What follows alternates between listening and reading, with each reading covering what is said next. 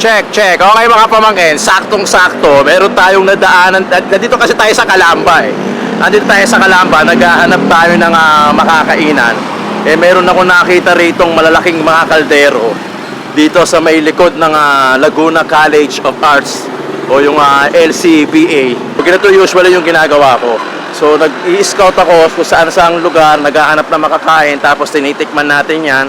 Tapos saka natin iba-vlog. Ganun ang ginagawa natin minsan hindi direkte. Shoutout nga pala kay Mayor Ross Rizal. Syempre yan yung client natin before, pati na rin kay Jen, pati na rin kay Mori. Shoutout sa inyo dyan mga taga Calamba. At dito na tayo sa tapat ng Brent Pares Mami Overload. Silipin natin 24 hours. Tapos tingnan natin kung makakapanayam natin yung may-ari, kasi parang narinig ko na parang 7 yung branches sa Cabuyao, tapos 2 dito sa Calamba. Ayun, nasa likod natin. So ang pinaka-address nila 11 Pabalan Street, Calamba, Laguna, tapat o likod ng Laguna College of Business and Arts dito sa Calamba, Laguna. Let's go mga pamangkin! Even when you feel low, you can still go. Even when you feel slow, you can still go. Even when there's no hope, you can still go. I never answer to no, man, I still go. Go, go, go, go, go, go, go, go, go, go, go, go, yo, go, go, go. Brent, ang ginagamit mo, baka, no? Baka talaga. Hindi siya gumagamit ng kara. Pinakano niya rito, baka. Kaya lagi kailangan mainit gawa ng magsisipo. So baka talaga ang ginagamit dito sa Brent, putok, bato. Ayun, no? Ayun yung mga menu nila. Meron din silang nilagang baga, Gotong Batangas, Bulalo. Ang kagandahan dito, 24 hours bukas. Brent, ilan na ang branches mo? Bale, Siyam. China, 7 sa Cabuyao, 2 sa Calamba. 2 sa Calamba. So pagka nasa Calamba sila, Pag nga nandito kayo sa Calamba, ang unang branch namin nandito sa gilid ng St. John College, tabi ng 7-Eleven na sarado. Ang pangalawa naman, walking distance lang, nandito sa likod lang ng LCBA. sa Papalan. Pabalan Street, likod ng LCBA. Ang Cabuyao, Ang Cabuyao, 7. Kalat yun. Nakalat. Kalat. Ano lang, sunod-sunod na barangay lang siya. Banay-Banay, Pulo, San Isidro, Banlig, Mamatid, Mabuhay. Anong pinaka-specialty ng Brent? Overload Pares. Pare special. Para special na. Tsaka baka ang ginagamit nila dito, hindi ka, yan no? Solid yan. Ito yung overload, bulalo. 350 pesos. Sorola pala to. 700 na sa Tagaytay yan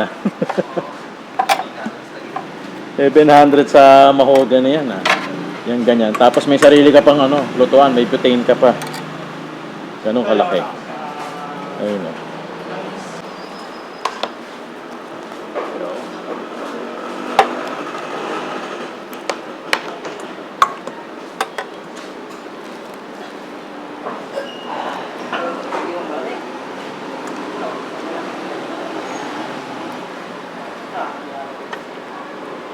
Saka dito lang ako nakarinig ng Chicken pastel. Pares pastel. Ginawa ko lang yan. Kasi katama siya ng sabaw ng Pares eh. Yan, tapos Malasa. may isang sabaw ng Pares. Sige. Katama siya. Gusto naman Pares sa pastel. estudyante eh. Ang taba mo, Anli. Anli yan. Sabaw. Anli sabaw. Titikman natin ngayon yung Pares pastel.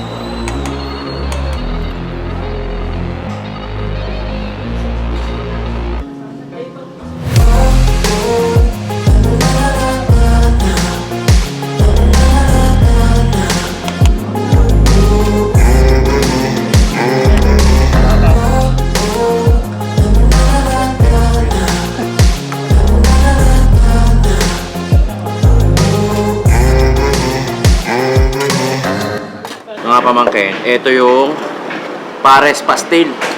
50 pesos. Tapos may libre na siyang sabaw. Ngayon lang tayo nakarinig nitong pares pesto. Ay, pares pastil. Tapos yung bulalo na 350, may kasamang ganito. May butane ka na, may ganito pa, 10. Pang-pamilya pala to eh. Saka Brent, yung chichabu. Pares chichabu. May kanin din ba yan? Wag na kanin. Wala, may sandok pang sarili. Ayos.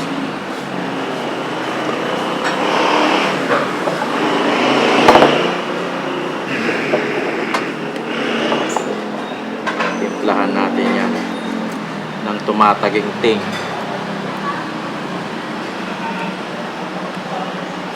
$24 ito 24 hours itong Brent Pares Overload. Pagka napadayo ka ng Calamba, Laguna, pwede kang mag-drop by dito. Kita nyo naman kanina, ganun kadami yung kumakain, lalo na pagka oras ng kainan. Parang yun yung pinaka-rush hour no? Pares chichabu magkano? 80, may rice. 80 may rice, pero hindi ko na pinalagyan ng rice. Gawa ng baka lumiwanag yung bahay. Okay na yung wala mo ng reunion. Sila na lang. Tikman muna natin itong medyo bago-bago to sa pandinig natin eh. Itong pares pastil. Mamaya na yung chichabu. Pares pastil, chicken talaga, no? Ito gawa mo to. Gawa mo, no? Gawa mo tong chicken pastil, no? Oh. Ano yan? Binili ko sa chef. Okay.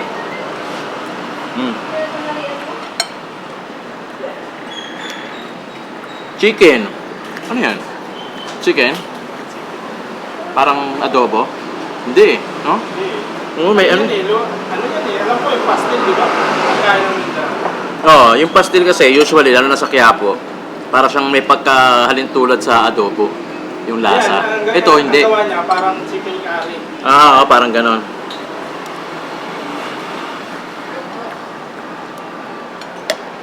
Meron siyang ganito, pares na sabaw na may taba-taba.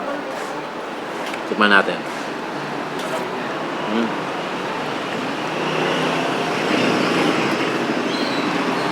Harap.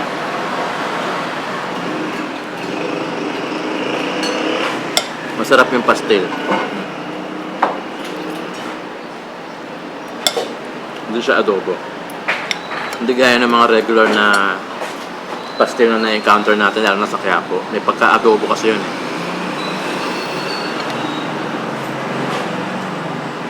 Malabnaw yung pares. Ay, malapot yung style ng pares. Sarap.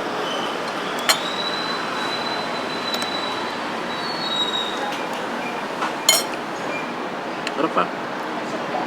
Ito pares chichabu. Dami? Ilan? Magkano to? Dami. Dapat pala kalahati lang. Pares chichabu.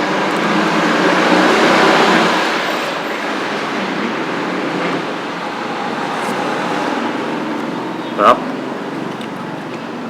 Parang ang dami rin order na ito kanina no?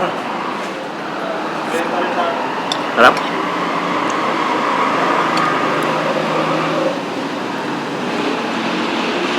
Malapit siya kasi sa sa yung Laguna College Business and Art. Kaya talagang ang pangunahing estudyante, no? 50 pesos pala, pwede na no? 55 yung pares. May kanin na yun. Huh?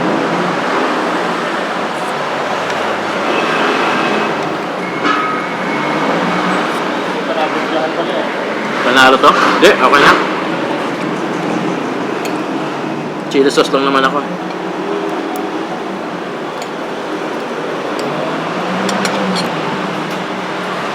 Panalo. Masarap. Parang din ako aabot dito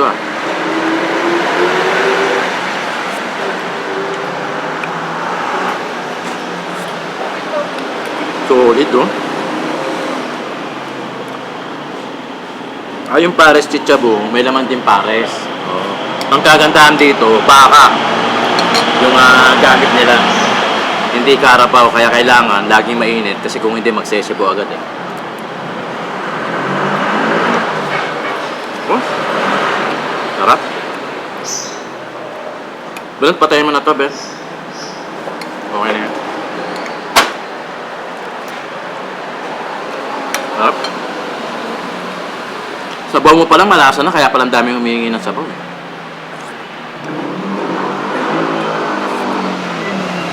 Alam mo, may pagkahalin tulad to sa ano, wala stick. Ang lasa. Sarap. Ang gaya. Paras bungo. Makati. $20 din. Siya, bungo ng Baboy. Ay ano, baka. Kara. Madaling araw pala, pinipilaan na rin yun. Sarap to. ano yun, ang gamit niya din ay laman, Tara. ulo ng kalabaw.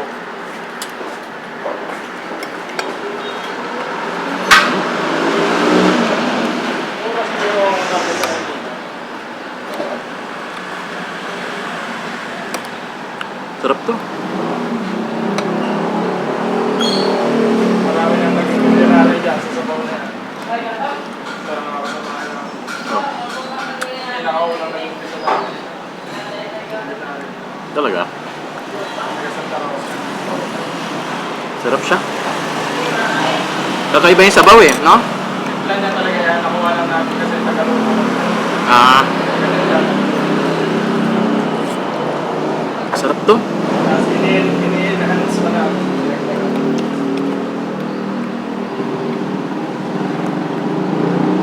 Kaya pala kanina, ang dami nangihingi ng sabaw. Well, at least natikman ko din yung pares ng Kalamba. Hindi puro Maynila. Sabi ang sasabi, talahin niya sa Maynila. Pwede.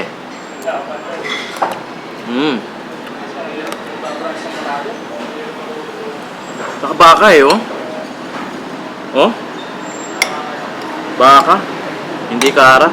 Pero kamusta? Mas mahal ang kilo ng baka eh, no?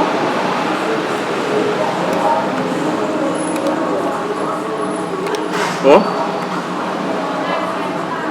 Hindi ganito lasa ng kara. Ito baka. Harap.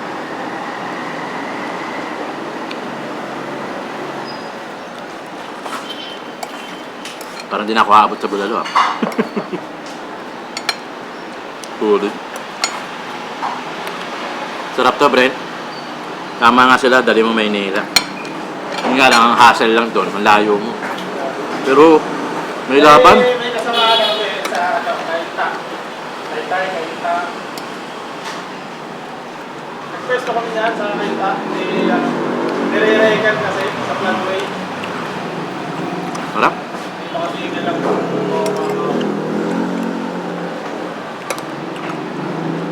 Baka.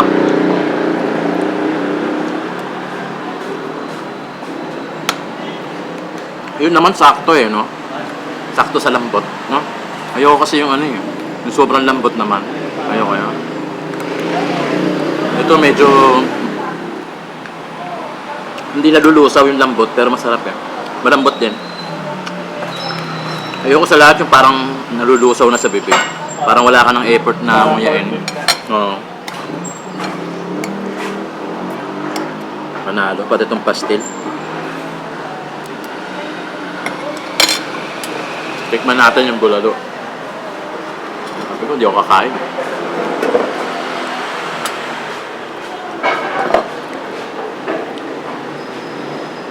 Yun oh. Oh, bulalo.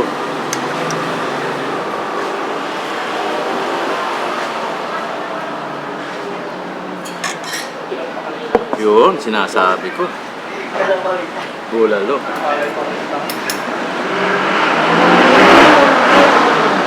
Ito baka rin. Gastos mo ha. Malambot oh. May supplier naman ako, medyo Eh, no? mababa pa. Lambot. Effortless.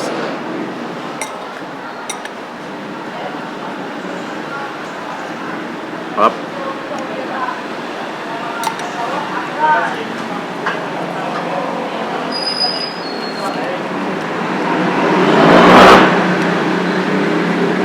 Wala pang timpla. Pag tinimplahan kasi natin, syempre, ito naman talaga ka-partner ng ano eh. Ito naman talaga ka-partner ng gulalo. Yung patis kalamansi. Solid gulalo. For 350, actually hindi mo mauubos eh. Hindi pang iisahan tao to. Pwede to pang isang pamilya. Ito nga isang buong gulalo. Malambot. Effortless oh. Ayun oh. Ganun kalambot.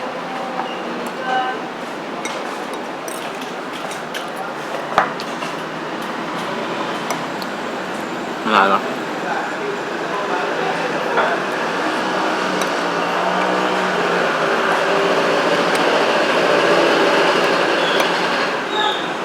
Baka. Parang bihira yung baka, no? Dito sa inyo. Kalimitan ba kami? Baka. Sa Manila kasi karamihan kara. Dito daw karamihan puro beef. Yun talaga ang beef pares. Huh? Bihira kasi dito nagkakatay ng kalabaw. Bihira naman ang kalabaw. Sa ano? Batangas. Tanawan. Sa Tanawan.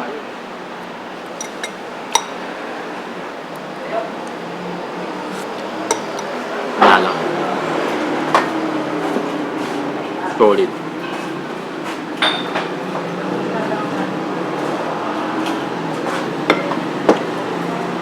Medyo nagbabawas kasi tayo sa kanin eh, kaya hindi natin maubos. Pero ito, panalo itong chichabu. Actually yung pares kasi, beef pares. So meaning, baka talaga. Karamihan kasi sa Maynila, kara yung meat na ginagamit. Pero ito, baka. Ultimo yung bulalo nila. Sobrang lambot to. Kusa na siyang humihiwalay doon sa pagkadikit-dikit nila. 350 naman itong ginatong kalaki. Daming laman. Isa. Meron pa dito. Dalawa. May mga mais. Saka gulay. So, panalo. Lalo na kung marami kayo. Pero sa bagay, di mo naman siya o-orderin ng ano siguro. Unless titira mo talaga. Unless grupo kayo o iuwi mo sa bahay dahil sobrang dami na itong bulalo. Panalo. Wala akong sabi. Sulit yung dayo natin.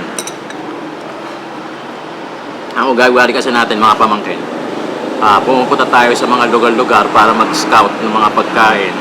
Nakita natin to, ang daming kalderong nasa labas. Tapos ang daming kumakain ng mga estudyante, pati na yung mga tricycle driver. Madaming dumadaan para kumain. Kaya medyo tinignan natin.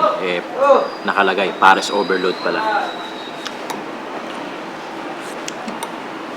Solid.